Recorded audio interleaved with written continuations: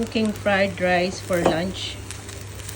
With shrimp, chicken, egg, carrots, beans, garlic, ginger, onions.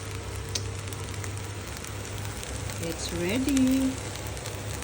Magsasangag po tayo. So, imbis po na hiwain ko yung aking carrots, ginadgad ko na lang po yung ating beans. Meron tayong hipon, meron tayong chicken, sibuyas, bawang.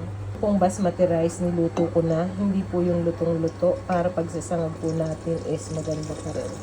And then, lalagyan po natin ng itlog. Ito pong itlog na ito, nilagyan ko po ng yung feeling haba na panigang at saka ng red onion. Ihahalo rin po natin sa ating sinangag. Ayan na natin yung sibuyas at bawang.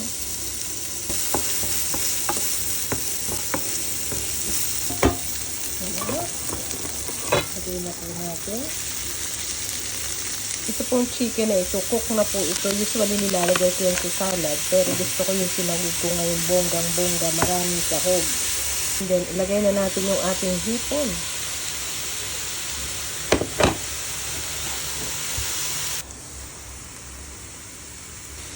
Lagyan natin ng soya sauce, salt and pepper.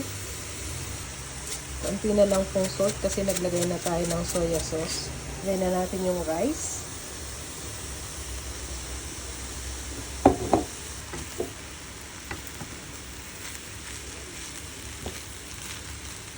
Ang ganda na ng kulay. And finally, lagay natin yung ating egg.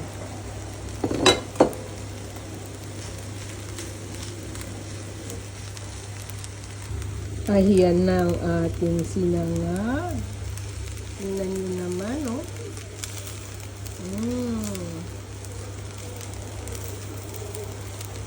Ready na. Ang sinangag po ay hindi lang sa almusal. Pwede rin pong merienda, tanghalian at hapunan. Kompleto na ang ating sinangag na masarap.